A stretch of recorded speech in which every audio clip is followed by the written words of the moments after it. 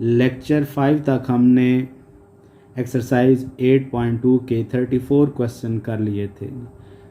पिछले तमाम लेक्चर्स के जो लिंक हैं वो डिस्क्रिप्शन में दिए गए हैं, आप तमाम वीडियोस जो हैं वो पिछली देख सकते हैं। और अगर अभी तक आपने हमारा चैनल सब्सक्राइब नहीं किया तो सब्सक्राइब के बटन पर प्रेस कर दें और साथ में बेल आइकन को प्रेस कर दें ताकि आपको तमाम आने वाली वीडियोस जो हैं वो मिलती रहें। नेक्स्ट हमारे पास क्वेश्चन 35 की जर्नल टर्म है एन स्क्वायर ओवर ई पावर एन। ई पावर एन को ऊपर शिफ्ट करें तो एन स्क्वायर ई पावर माइनस एन बनता है, जो कि आसानी से इंटीग्रेशन बाय पार्ट से सिंप्लीफाई हो जाता है। यानी इसको भी हम इंटेग्रल टेस्ट से सिंप्लीफाई करेंगे। एफ ऑफ एन को ए एन की इक्वल रखा, वेरिएबल रिप्लेस करें, ए एन की वैल्यू को इन टर्म्स ऑफ एक्स चेंज कर लिया, ई पावर एक्स को ऊपर शिफ्ट कर दें। अब एफ ऑफ एक्स को हम पहले प्रूव करेंगे कि ये नॉन इंक्रीजिंग है तो डेरिवेटिव ले लिया, प्रोडक्ट रूल से आपके पास ये वैल्यू आ गई डेरिवेटिव की। इनमें से जो वैल्यू कॉमन आती है वो कॉमन लें तो अंदर आपके पास ये पोर्शन बच गया। अब अगर डोमेन देखें तो वो 1 से स्टार्ट हो रही है, लेकिन 1 अगर आप इसमें पुट करें तो इसका रिजल्ट पॉजिटिव सेकंड पोर्शन का बाहर वैसे ही पॉजिटिव है, पॉजिटिव इंटू पॉजिटिव पॉजिटिव आ जाएगा। और अगर आप इसमें नेक्स्ट वैल्यू जो 2 है वो पुट करें तो अंदर सेकंड पोर्शन 0, बाहर वाला पोर्शन पॉजिटिव, तो सेकंड पोर्शन की वजह से सारी वैल्यू 0 हो जाएगी। यानी 2 पर भी ये नेगेटिव नहीं हुआ। नेक्स्ट आप 2 के बाद जो वैल्यूज़ हैं, कोई भी 2 से बड़ी वैल्यू यहाँ पर पुट करें तो 2 minus the value greater than 2 is negative, बाहर वाली वैल्यू पॉजिटिव होगी तो एज अ होल सारी वैल्यू नेगेटिव हो जाएगी। तो ये रिलेशन मेंटेन हो रहा है for n greater than 2। This implies that this function is non increasing function for this domain. तो अब हम जो डोमेन है वो 2 से ग्रेटर के लिए यूज़ करेंगे जी इंटेग्रल टेस्ट के लिए। Integral from 2 to infinity f of x d of x, upper limit t को बाहर शिफ्ट कर दिया in terms of t infinity को, तो एफ ऑफ एक्स की वैल्यू पुट कर दें यहाँ पर। यहाँ 2 फंक्शन मल्टीप्लाई हो रहे हैं तो इंटीग्रेशन बाय पार्ट्स की टेक्निक से सॉल्व करते हैं। First integral of second minus second integral के अंदर फर्स्ट का डेरिवेटिव और सेकंड के इंटेग्रल की वैल्यू लिखेंगे। इसको सिंप्लीफाई करके पहली वैल्यू इसी तरह से इस माइनस को बाहर शिफ्ट कर दें और अंदर 2x ई पावर माइनस एक्स पर दोबारा इंटीग्रेशन बाय पार्ट से इसको सिंप्लीफाई कर लें। तो first integral of second minus second integral के अंदर फर्स्ट का डेरिवेटिव और सेकंड का इंटेग्रल, ये वैल्यू माइनस माइनस प्लस हो जाएगी। यहाँ सिंपल जो आपके पास 2 ई पावर माइनस एक्स आया, इसका integral 2 e power minus x over minus 1, इसको सिंप्लीफाई करके लिख लिया है। अब आपके पास ये सिंपल इंटेग्रल का रिजल्ट आ गया है। इसको लिमिट के साथ सिंप्लीफाई कर लेते हैं।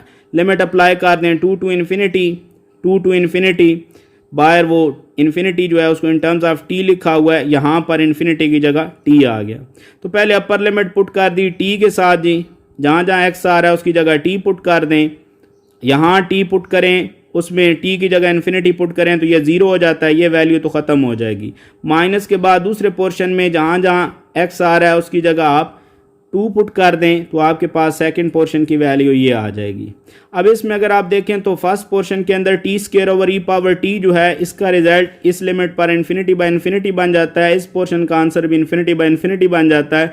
तो इसको हम लोपिटा रूल से सिंप्लीफाई कर लेते हैं। लोपिटा रूल लगाएंगे तो पहले पोर्शन में 2t ओवर ई पावर टी आ जाएगा और दूसरे पोर्शन में 1 ओवर ई पावर टी आ जाएगा। बाकी इस वैल्यू को सिंप्लीफाई करें तो ये 8 ओवर ई प्लस 1 आ गया। यानी ये वैल्यू साथ में इसी तरह से चलती रहेगी। लेकिन यहाँ पर अगर देखें तो ये दोबारा आपके पास इन्फिनिटी बाय इन्फिनिटी फॉर्म है, तो इसको लोपिटा रूल से सॉल्व करें तो ये आ जाएगा 2 ओवर ई पावर टी। बाकी में लिमिट लोपिटा रूल से पहली वैल्यू हमारे पास ये आ गई, दूसरी वैल्यू के अंदर ई पावर टी में टी की जगह इन्फिनिटी पुट किया तो ये वैल्यू आ गई। आखिरी वैल्यू इसी तरह से लिखी जाएगी। अब ये वैल्यू 0 हो चुकी है, ये भी वैल्यू जो है हमारे पास अब 0/0 या इन्फिनिटी बाय इन्फिनिटी फॉर्म नहीं बनती, तो इसके अंदर भी लिमिट पुट कर देंगे। नीचे ई पावर इन्फिनिटी, ये भी आपके पास रिजल्ट 0 हो जाएगा। सिंपल ये वाली वैल्यू बच जाएगी। This implies that this integral has the definite real number value which is less than infinity. So integral from 2 to infinity converges. Therefore, by integral test, the series from 2 to infinity en also converges. लेकिन हमारे पास जो given series थी वो 1 से infinity तक थी। तो जैसा कि हम पहले पढ़ चुके हैं कि अगर सीरीज़ कन्वर्जेंट हो या डाइवर्जेंट हो तो उसमें फाइनाइट नंबर ऑफ टर्म्स को ऐड या डिलीट करने से सीरीज़ का बिहेवियर चेंज नहीं होता। तो इस कन्वर्जेंट सीरीज़ के अंदर इंडेक्स 1 के लिए जो टर्म है वो अगर इसके अंदर ऐड कर दें तो इस कन्वर्जेंट सीरीज़ का बिहेवियर चेंज नहीं होगा, ये दोबारा सीरीज़ कन्वर्जेंट रहेगी। इसी को हम कह सकते हैं कि समेशन 1 to इन्फिनिटी की जो सीरीज़ है वो भी कन्वर्जेंट है। नेक्स्ट क्वेश्चन 36 है जी, जिसकी जनरल टर्म हमारे पास ये है इस क्वेश्चन को हम सिंपली डाइवर्जेंट टेस्ट से सिंप्लीफाई करेंगे। अगर आप ऊपर देखें तो तमाम इवन फैक्टर्स हैं, हर फैक्टर में से 2 को कॉमन ले लें तो टोटल चूंकि n फैक्टर्स थे तो इसका मतलब है n टाइम 2 कॉमन आएगा, तो बाहर बन जाएगा 2 पावर n, अंदर वैल्यू बच गई 1 2 3 so on up to n। नीचे वाली वैल्यू इसी तरह एक दफ़ा लिख दीजिए, दोनों साइड पर लिमिट को अप्लाई कर दें, 2 पावर n इसी तरह से। अब अगर आप गौर करें तो नीचे भी n फैक्टर्स हैं, इसका मतलब है रेस्पेक्टिव हर एक फैक्टर जो है उसके करस्पॉन्डिंग उसी जैसे एक फैक्टर के साथ कंपेयर किया जा सकता है। जैसे यहाँ पर देखें तो n को आप 2n-1 के साथ कंपेयर कर सकते हैं, और इस n से पहले जो है वो n-1 है उसको आप इस 2n-1 से पहले वाले फैक्टर के साथ कंपेयर कर सकते हैं जो कि 2n-3 है। और इसी तरह नेक्स्ट जो n-1 से पहले फैक्टर है n-2, उसको आप इस फैक्टर से पहले वाले फैक्टर 2n-5 से कंपेयर कर सकते हैं एंड सो ऑन। आप अगर गौर करें यहाँ से जो n है वो इस फैक्टर में से n कॉमन लेने से कैंसिल किया जा सकता है, जैसे कि मैंने यहाँ पर नीचे वाले फैक्टर में से n कॉमन लेके ऊपर इस n को कैंसिल कर दिया। इसमें से n कॉमन लेकर इसमें से n कॉमन लें, उन दोनों को आपस में से कैंसिल कर दें।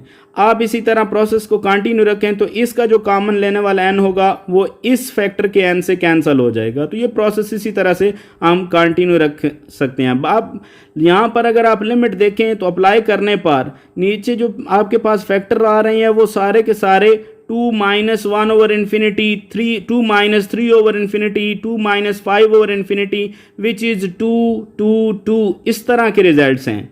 और ऊपर भी आप देखें तो 1 1 minus infinity, 1 1 - 2 over infinity, 1 and so on. ये फाइनाइट नंबर्स की तरफ ही जहाँ जहाँ n इन्वॉल्व होगा उनका रिजल्ट हमने देखा है कि वो आपके पास किस तरह से आ रहा है, फाइनाइट नंबर की फॉर्म में आ रहा है। तो इसका मतलब है कि यहाँ पर जब आप पहुँचेंगे तो इस सारे पोर्शन का रिजल्ट फाइनाइट नंबर आया, लेकिन बाहर जो आपके पास 2 पावर इन्फिनिटी है इसका आंसर इन्फिनिटी है, तो फाइनाइट नंबर से मल्टीप्लाई होकर इसका आंसर इन्फिनिटी कर देगा which is not equal to 0। तो डाइवर्जेंट टेस्ट के मुताबिक एन टर्म जो है उसका रिजल्ट अगर नॉन जीरो नंबर आ जाए यानी जीरो के अलावा कोई भी वैल्यू आ जाए तो फिर गिवन सीरीज डाइवर्ज कर जाती है। तो डाइवर्जेंट टेस्ट से ये सीरीज डाइवर्जेंट। नेक्स्ट है जी क्वेश्चन 37 जिसकी जनरल टर्म हमारे पास ये है। अब इसमें भी देखें तो ऊपर सिंपल कांस्टेंट 1 है और नीचे n का कम्बिनेशन है, तो इसको भी हम लिमिट कंपैरिजन टेस्ट से सॉल्व कर सकते हैं। ऊपर से n की पावर 0 यानी 1 आ जाएगा और नीचे n की मैक्सिमम पावर 1 है तो नीचे n आ जाएगा। ये आपके पास bn आ गया तो an और bn के क्वोशंट पर लिमिट अप्लाई कर देते हैं। हमने an की वैल्यू पुट की, bn की वैल्यू को उल्टा के लिख दिया, नीचे आने वाले फंक्शन में से n को कॉमन ले लें तो आपके पास ये वैल्यू बच गई। इस n को कैंसिल कर दें, बाकी में लिमिट अप्लाई कर दें, तो इस क्वोशंट की लिमिटिंग वैल्यू का आंसर 1 आ गया which is not equal to 0। So by limit comparison test both series behave alike but summation bn which is 1 over n is a p series with p is equal to 1, so it is divergent, hence given series is also divergent। Next question 38 है जी जिसकी general term हमारे पास ये है। इसमें ऊपर और नीचे simple n के कम्बिनेशन आ रहे हैं, तो n अगर कांस्टेंट पावर में आ रहा हो तो फिर हम उसी से कोशिश करते हैं कि bn जो है वो कंस्ट्रक्ट करें। तो ऊपर से 5 पावर n ले लिया और नीचे से 6 पावर n ले लिया, ये आपके पास bn की वैल्यू बन गई। an और bn के क्वोशंट में पहले an की वैल्यू पुट की, bn की वैल्यू को उल्टा के लिख दिया, ऊपर वाली वैल्यू में से 5 पावर n कॉमन ले लिया, नीचे वाली वैल्यू में से 6 पावर n कॉमन ले लिया। 5 पावर n से कैंसिल, 6 पावर n से कैंसिल, लिमिट को अंदर अप्लाई करेंगे तो पहली वैल्यू 1 इसी तरह से लिमिट इस पोर्शन पर अप्लाई हो जाएगी, नीचे भी इसी तरह 1 इसी तरह से लिमिट इस सेकंड पोर्शन पर अप्लाई हो जाएगी। लेकिन अगर यहाँ देखें तो ऊपर इन्फिनिटी बाय इन्फिनिटी फॉर्म बनती है, नीचे भी इन्फिनिटी बाय इन्फिनिटी फॉर्म बनती है। तो इन लिमिटिंग वैल्यूज़ को सॉल्व करने के लिए लोपिटा रूल अप्लाई कर देंगे। लोपिटा रूल से ऊपर वाली फंक्शन के डेरिवेटिव की वैल्यू आ जाएगी 1 ओवर 5 पावर n का derivative 5 power n into natural log of 5। इसी तरह नीचे इस पोर्शन का डेरिवेटिव की value 1 over 6 power n natural log of 6। अब इसमें लिमिट अप्लाई कर दें 5 पावर इन्फिनिटी तो 1 ओवर इन्फिनिटी का आंसर 0 हो जाएगा। ये वैल्यू आपके पास 1 + 0 आ गई। यहाँ भी 6 पावर इन्फिनिटी है तो 1 ओवर इन्फिनिटी का आंसर 0, ये भी वैल्यू 1 + 0 आ गई। एज अ होल क्वोशंट की लिमिट का answer 1 which is not equal to 0। So by limit comparison test both series behave alike but summation 0 to infinity Bn is a infinite geometric series with common ratio 5/6 which is less than 1, so it is convergent. Hence by limit comparison test summation 0 to infinity an is also convergent. Next है जी question 39. इसमें journal term जो है इसको अगर आप देखें तो ये भी एन के कम्बिनेशन की फॉर्म में है, इसको भी हम लिमिट कंपैरिजन टेस्ट से सॉल्व करेंगे. अब इसमें बेसिकली जो बी एन है वो 1/n² बनता है, लेकिन अगर हम ये बी एन लें तो इससे लिमिट कंपैरिजन टेस्ट फेल हो जाता है. तो अगर बी एन की सिलेक्शन पर लिमिट कंपैरिजन टेस्ट फेल हो रहा हो तो फिर हम जो एन की पावर्स हैं उनको रिड्यूस करके बी एन को उस कंडीशन तक ले जाते हैं जहां पर लिमिट कंपैरिजन टेस्ट सेटिस्फाई हो सके. और रिड्यूस करने का तरीका ये है कि आप पावर्स में से 0.5 पावर कम कर दें. तो यहाँ जो n² था इसमें से 1/2 कम करेंगे तो आपके पास बी एन जो है वो 1/n⁻³ आ गया. तो यहाँ ए एन और बी एन के क्वेश्चन पर लिमिट अप्लाई कर दें, ऊपर ए एन की वैल्यू और नीचे बी एन की वैल्यू पुट करें. ए एन की वैल्यू को उल्टा कर लिख दें.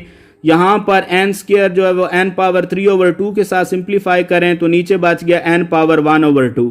लेकिन अभी भी result infinity by infinity form आता है, तो लोपिटा रूल से आप इसको सिंप्लीफाई करें. ऊपर वाले फंक्शन का डेरिवेटिव 1/n+1 और नीचे √n का डेरिवेटिव 1/2 इंटू √n आ जाएगा.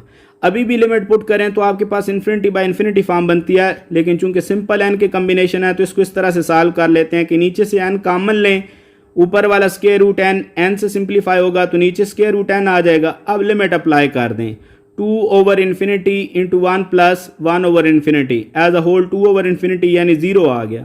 तो लिमिट के क्वोशंट का आंसर 0 आ चुका है. तो लिमिटिंग वैल्यू के क्वोशंट का आंसर 0 हो तो फिर लिमिट कंपैरिजन टेस्ट के मुताबिक जो बी एन वाली सीरीज है उसे लाजमी कन्वर्ज करना चाहिए. But summation 1 to infinity b n which is equal to summation 1 to infinity 1/3 power n⁻3/2 which is a p series with p is equal to 3/2 greater than 1, so it is convergent.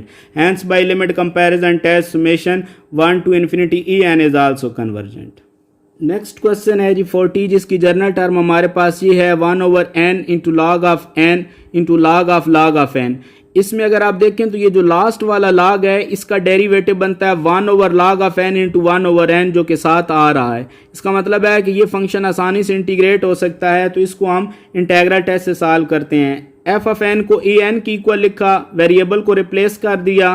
अब पहले इस function को हम non increasing prove करते हैं जी. तो इसका derivative लेने के लिए इसको ऊपर शिफ्ट करें पावर -1 के साथ.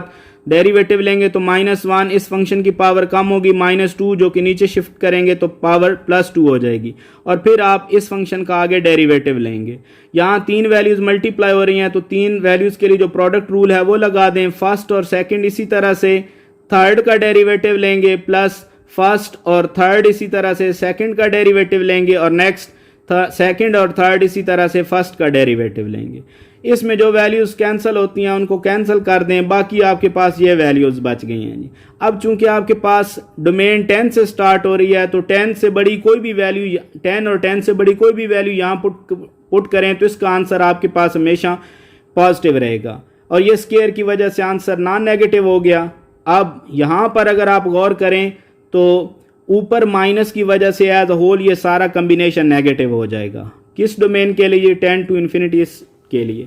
तो फिर इससे ये साबित हुआ कि ये फंक्शन जो है इस डोमेन के ऊपर नॉन इंक्रीजिंग है. तो आप इंटेग्रल टेस्ट के मुताबिक इंटेग्रल का बिहेवियर देखें. 10 to infinity इन्फिनिटी लिमिट को बाहर शिफ्ट कर दें. 10 to infinity f of x की जो वैल्यू है उसको सीक्वेंस से लिख लिया. 1/log ऑफ x पहले लिख लिया और 1/x into log of x जो है उसको बाद में लिख लिया.